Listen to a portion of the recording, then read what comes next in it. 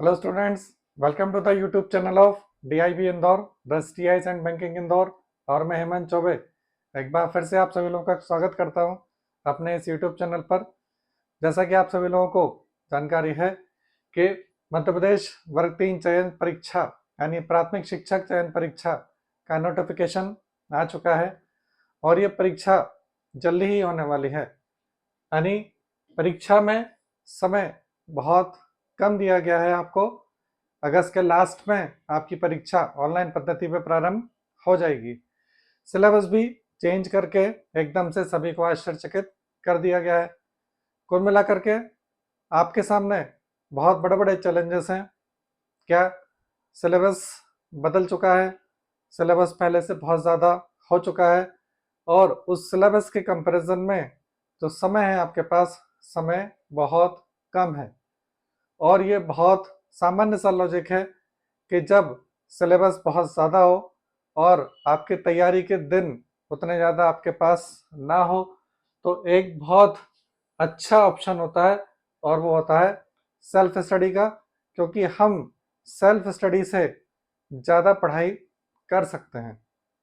तो आज का ये जो वीडियो है, इस वीडियो में हम जो डिस्कस करेंगे वो इसी मुद्दे पर डिस्कस करेंगे कि आपको सेल्फ स्टडी से किस तरीके से तैयारी करना है, आपको कौन कौन सी बुक्स सजेस्ट करनी है, किससे पढ़ना है, कौन सी ऑथेंटिक बुक है, बुक में से आपको क्या क्या पढ़ लेना है, इन सभी चीज़ों पर हम डिस्कस करेंगे।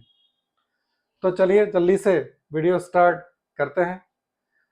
हम सीधा सीधा आ जाते हैं अपने महत्वपूर्ण मुद्दे पर और देखते हैं कि जो सिलेबस है उस सिलेबस में इम्पोर्टेंस के पॉइंट ऑफ व्यू से साइंस सबसे ज़्यादा इम्पोर्टेंट है।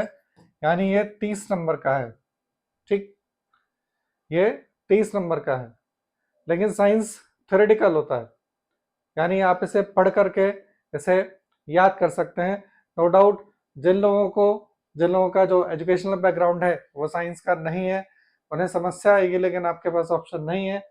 आपको अपनी तैयारी साइंस से ही प्रारंभ करना है और आपको रोज साइंस पढ़ना है। साइंस का आपने सिलेबस देखा होगा और उसमें आपको फिजिक्स है, केमिस्ट्री है, बॉटनी, जूलॉजी सब कुछ दिया गया है। लेकिन चूंकि सबसे ज़्यादा मार्क्स का साइंस है, इसलिए आपके लिए सबसे ज़्यादा महत्वपूर्ण क्या है? साइंस। इसलिए आप अपनी तैयारी कहाँ से प्रारंभ करेंगे? आप अपनी तैयारी साइंस से प्रारंभ करेंगे। साइंस एक ऐसा विषय है, आप सुबह जल्दी उठ करके इसे पढ़ेंगे तो कहीं ना कहीं ज़्यादा जल्दी समझ में आएगा और ज़्यादा जल्दी याद भी होगा।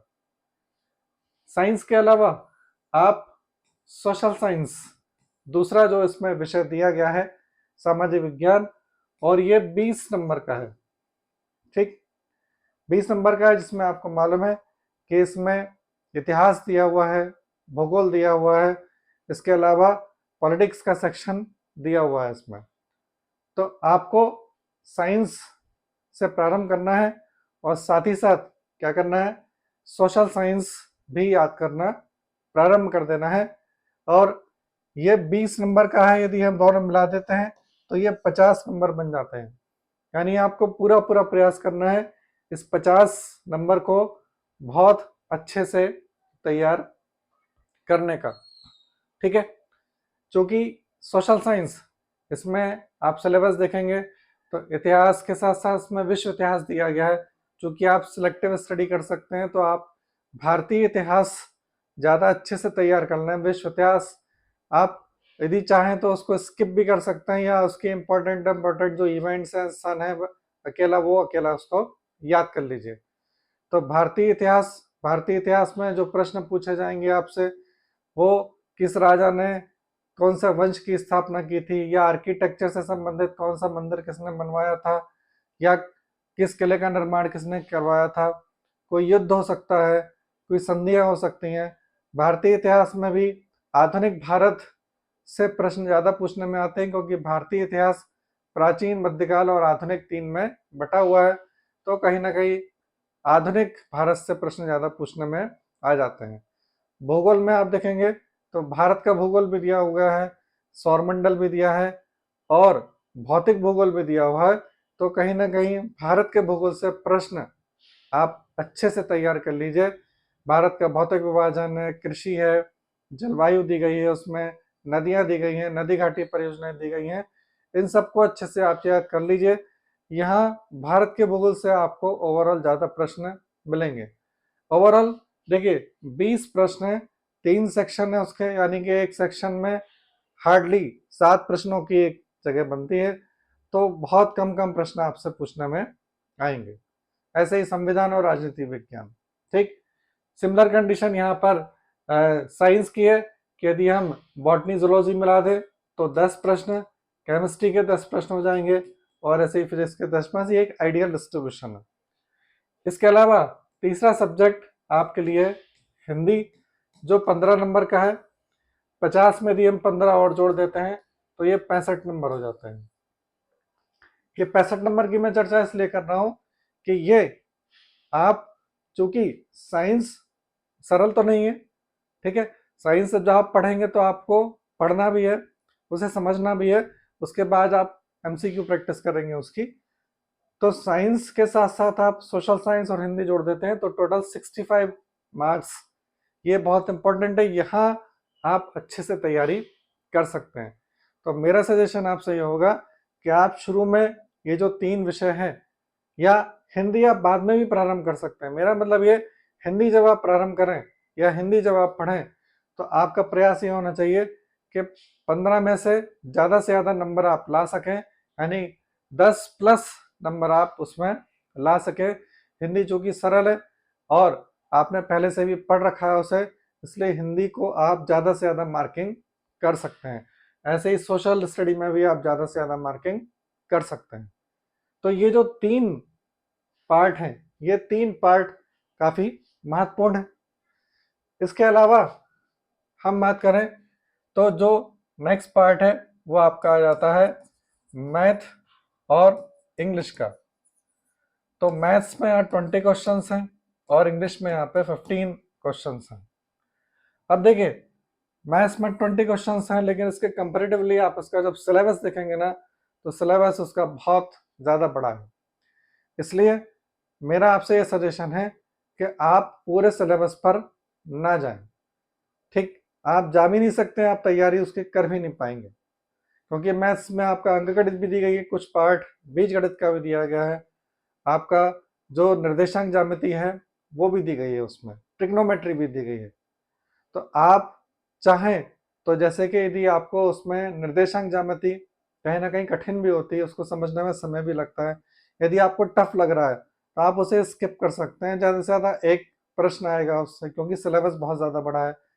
ट्रिग्नोमेट्री का आप स्किप करना चाहते हैं, आप कर दीजिए। कुल मिलाकर के मेरा मतलब यह है कि मैथ्स आपसे जितना बन सके, ठीक, जितना कम से कम समय में आपसे बन सके मैथ्स, और जितना आप परफेक्ट कर पाए उतना मैथ्स आप तैयार करके रख लीजिए। हालांकि डिस्ट्रीब्यूशन कुछ नहीं है किस टॉपिक से क्या प्रश्न आएंगे, लेकिन फिर भी आप ऐसा मत करिएगा कि आप कोई ऐसा टॉपिक उठा लें जिसमें आप बहुत ज़्यादा समय अपना खराब कर दें मैथ्स में, और फाइनली वो आपको समझ में भी नहीं आए, और साथ ही साथ क्या हो जाए, आपको समस्या भी आ जाए, समय खराब हो जाए, और कुछ उसका रिजल्ट भी नहीं निकलेगा। तो मेरा आपको सजेशन रहेगा कि मैथ्स में जो टॉपिक आपको बहुत अच्छे से आ जाएंगे समझ में, आप उसको बार बार रिवाइज कर लीजिए, अच्छे से तैयार कर लीजिए। इंग्लिश की यदि हम बात करें, इंग्लिश, तो इंग्लिश में जिनका इंग्लिश रहा है सब्जेक्ट एज ए सब्जेक्ट, पहले जो ऑप्शनल इंग्लिश या हिंदी लेते थे, तो जिनका इंग्लिश है वो इसमें अच्छे से परफॉर्म कर लेते हैं। अब बात आती है नॉन इंग्लिश बैकग्राउंड वालों की, जिनका हिंदी पहले ऑप्शनल रहता था, अब इंग्लिश कंपलसरी पार्ट हो गया यहाँ पे। तो जो इंग्लिश है, इंग्लिश में आप सामान्य रूप से, जैसा कि अभी मैथ्स में मैंने आपको बताया, इंग्लिश में एक तो सेक्शन आपका पैसेज का आ जाता है, अनसीन पैसेज का। तो कहीं ना कहीं अनसीन पैसेज आपको मदद कर देता है। इसके अलावा ग्रामर में पार्ट्स ऑफ स्पीच वगैरह सब दिए हुए हैं, तो आप उसको पढ़ करके जितना आपसे बन सकता है, जितनी चीज़ें हो सकती हैं उतना आप तैयारी कर लें। कुल मिलाकर के मैथ्स और इंग्लिश एक सिलेक्टिव स्टडी वाला पार्ट मैंने आपको बताया है कि यहाँ पर वो रहना चाहिए। इसके अलावा जो मैंने आपको बताए हैं कौन कौन से, साइंस, सोशल साइंस और हिंदी, यहाँ पर आपको ज़्यादा से ज़्यादा नंबर खींचने का प्रयास कर लेना है। ठीक, तो ये ओवरऑल कहना चाहिए कि किस तरीके से आप तैयारी करेंगे। साथ ही साथ अब ये बात आ जाती है कि हमारी जो पढ़ाई है वो भी दो हिस्सों में बटी हुई है। पहला क्या, हम पढ़ेंगे, और दूसरा क्या है, एमसीक्यू प्रैक्टिस। ठीक, अब देखिए इसमें जो सब्जेक्ट हैं, जैसे साइंस, मेरा ऐसा मानना है कि साइंस आप कम से कम एक बार रीड करिए और उसके बाद एमसीक्यू कर सकते हैं। आप एमसीक्यू करना ही है आपको। हाँ, यदि आपका साइंस बैकग्राउंड है और आपका साइंस बहुत अच्छे से क्लियर है तो आप डायरेक्ट एमसीक्यू पर जा सकते हैं। लेकिन आप यदि साइंस बैकग्राउंड नहीं है तो एक बार रीड करें उसको, उसके बाद एमसीक्यू प्रैक्टिस करें। सोशल साइंस में आप डायरेक्ट एमसीक्यू पर भी जा सकते हैं यदि आपके पास समय नहीं है। आप सीधा हिस्ट्री के एमसीक्यू लगाना प्रारंभ कर दीजिए, ज्योग्राफी के लगाना प्रारंभ कर दीजिए। आप एमसीक्यू से बहुत सारी चीज़ें कर सकते हैं। ठीक, तो हिस्ट्री में मतलब जो सामाजिक विज्ञान है उसमें आप डायरेक्ट एमसीक्यू पर जा सकते हैं। हिंदी की बात करें तो हिंदी में आपको सीधा एमसीक्यू पर ही चले जाना है, और एमसीक्यू जितना ज़्यादा से ज़्यादा आप लगा लेंगे उतना ज़्यादा अच्छा रहेगा। बाकी बचे हुए मैथ्स, तो मैथ्स का मैंने आपको बताया, आपको सिलेक्टिव इसमें स्टडी करना है। मैथ्स में आपको क्वेश्चन लगाना सीखना पड़ेगा। ठीक, और उसके बाद ही आप उसमें एमसीक्यू पर जा सकते हैं। इंग्लिश भी आपको पहले सीखना पड़ेगा, उसके बाद ही आप एमसीक्यू पर जा सकते हैं।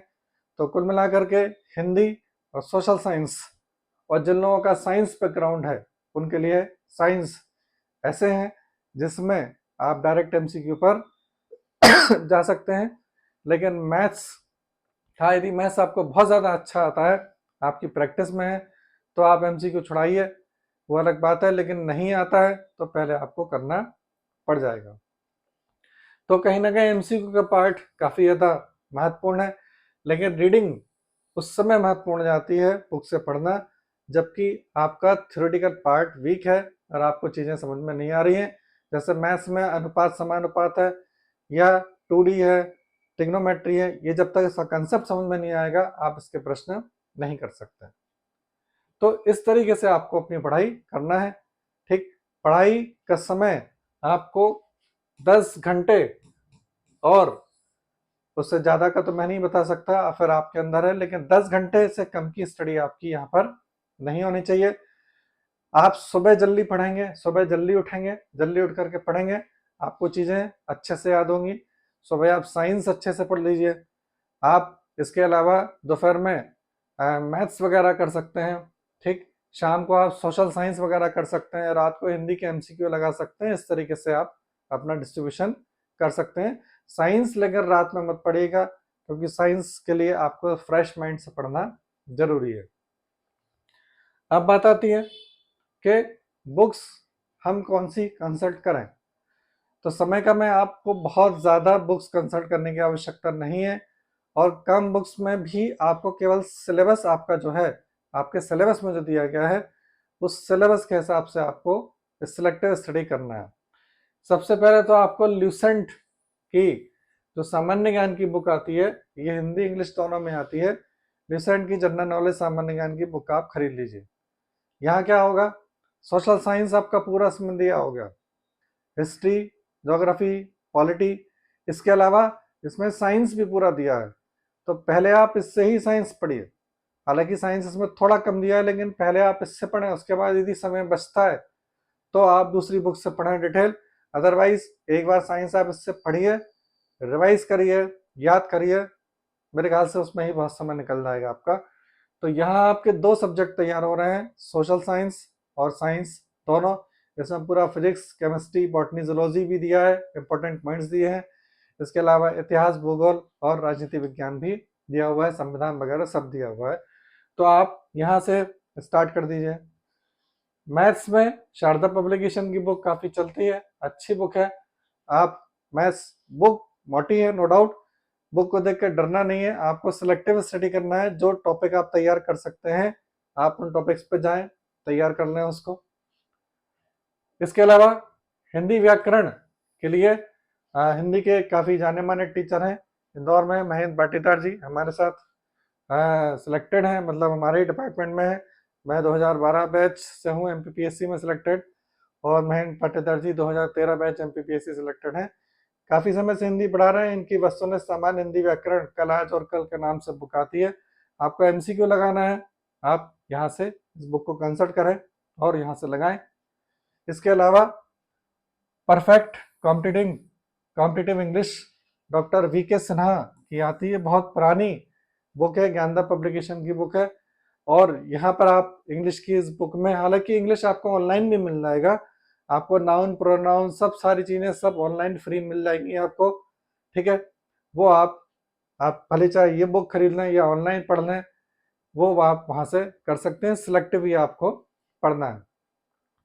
आप यदि देखेंगे तो आपको यूट्यूब वीडियोस भी बहुत सारे फ्री मिल जाएंगे। यहाँ कई सारी तैयारी वो लोग कर रहे होंगे जो कहना चाहिए कि जॉब में हैं या हाउस वाइफ्स हैं। तो एक्चुअली देखा जाए तो सबसे बड़ा चैलेंज जो लोग जॉब में हैं, हाउस वाइफ्स हैं, उनके सामने है। तो जो लोग जॉब में हैं, मैं उनसे ये बोलूँगा कि आप जब अपने जॉब प्लेस पर रहते हैं तो जब भी आपको समय मिलता है आप तुरंत पढ़ना प्रारंभ कर दीजिए या ऑनलाइन वीडियो सुनना प्रारंभ कर दीजिए। यदि आप कोई बुक ले जा रहे हैं अपने ऑफिस में पढ़ने के लिए तो उस बुक पर कवर चढ़ा लीजिए। सपोज आप ल्यूसेंट ले जा रहे हैं तो उस पर कवर चढ़ा लीजिए ताकि किसी और को वो ना दिखे कि आप पढ़ रहे हैं, नहीं तो अनवांटेड लोग आपको डिस्टर्ब करना शुरू कर देंगे। और महिलाएं हैं तो वो सुबह जल्दी उठ करके पढ़ सकती हैं या देर रात को भी पढ़ सकती हैं। आप यदि घर में हाउस वाइफ हैं, ऐसे आप खाना बना रहे हैं तो उस समय भी आप अपना मोबाइल वहाँ रख सकते हैं। कोई यूट्यूब चला दीजिए, साइंस का कोई टॉपिक चला दीजिए, उसको सुनते रहिए आप। ठीक, आप जितना ज़्यादा सुनेंगे उतना ज़्यादा आपको चीज़ें समझ में आएंगी। तो इस तरीके से आप अपनी तैयारी कर सकते हैं, क्योंकि जो लोग जॉब में या जो हाउस वाइफ्स हैं उनके पास उतना समय नहीं रहता है।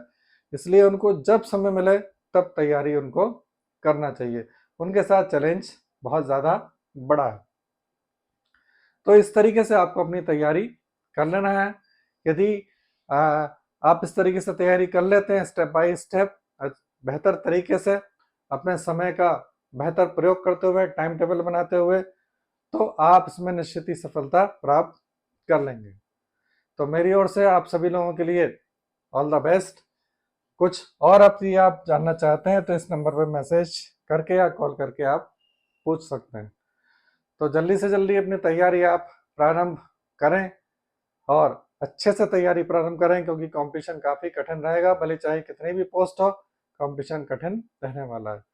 तो सभी लोगों को ऑल द बेस्ट। जल्दी मिलते हैं नेक्स्ट वीडियो में।